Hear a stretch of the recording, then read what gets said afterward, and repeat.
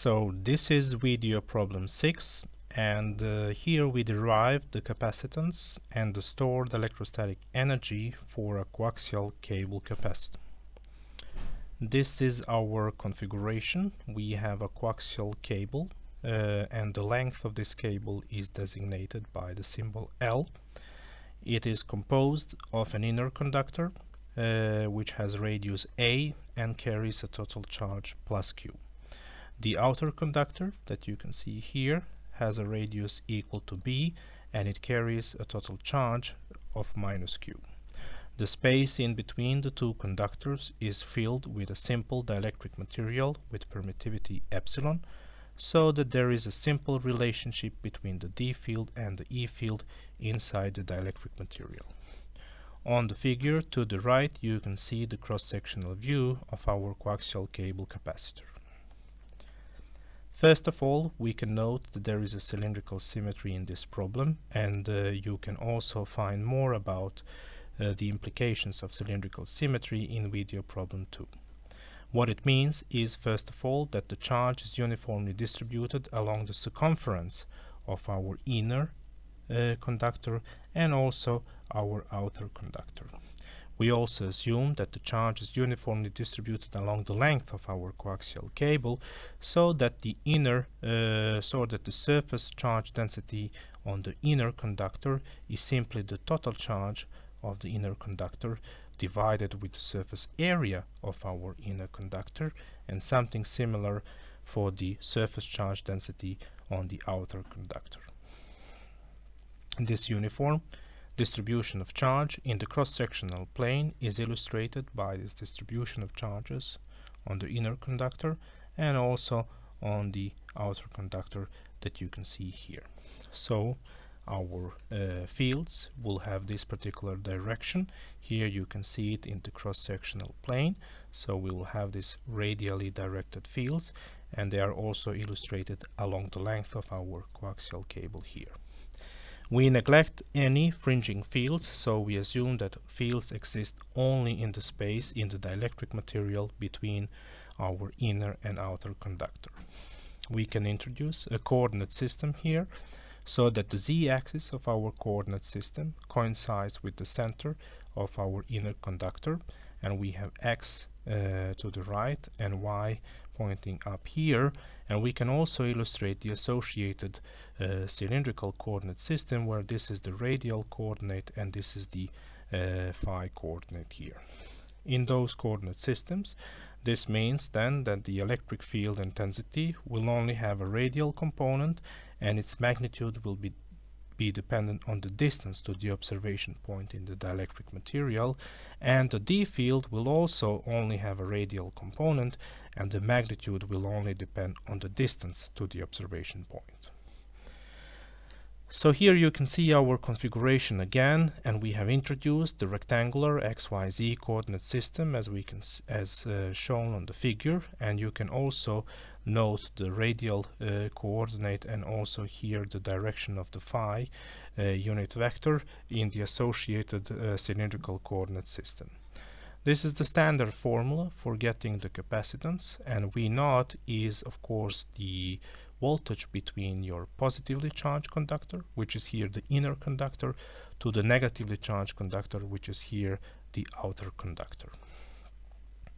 So this is the electric field, and this is the D field, the flux density, and we can note again, because of the symmetry in the problem, the D field only has a radial component, and this radial component only depends on the distance.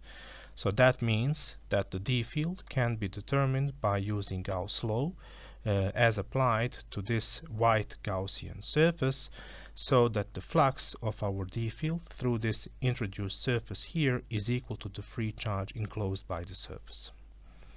So this flux integral is an integral along the z-axis from some constant z naught up to z naught plus the length of our coaxial cable, and phi goes as usually from 0 to 2 pi.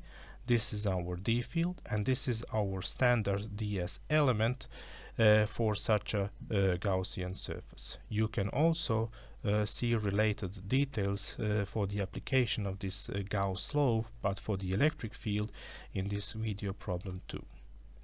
This is of course equal to the total charge enclosed by this Gaussian surface.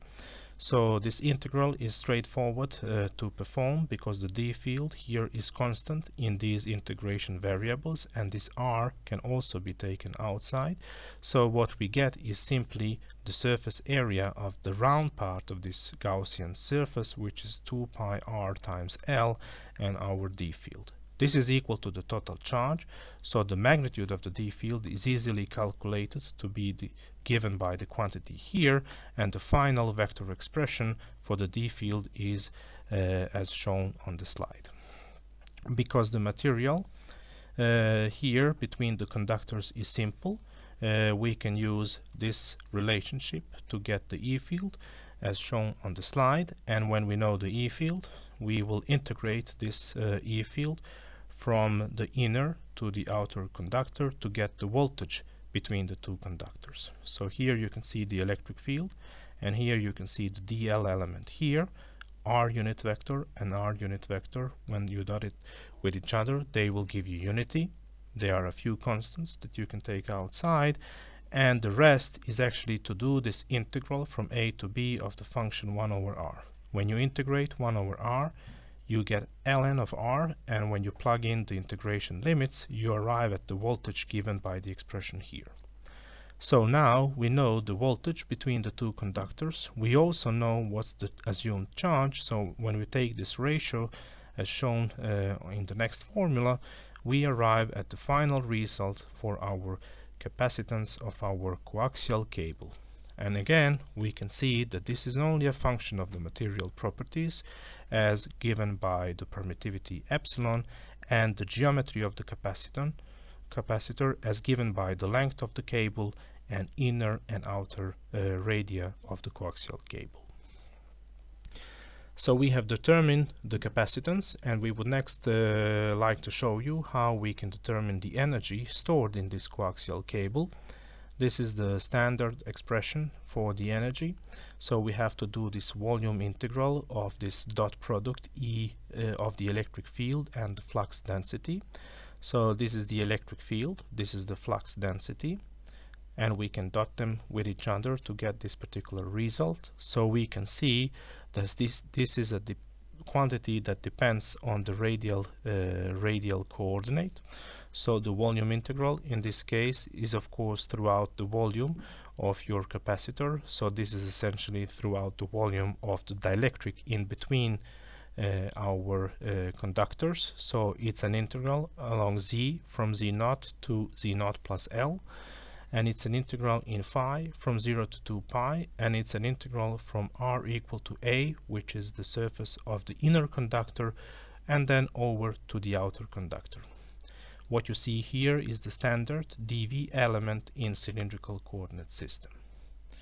Now our integrand only depends on the r coordinate, so the integration with respect to z and phi will give this factor 2 pi L, and then we will have this to be evaluated with our integral with respect to r coordinate. So when we plug it in, we will arrive at this result, which is easily shown to give the expression for the stored energy as shown over here.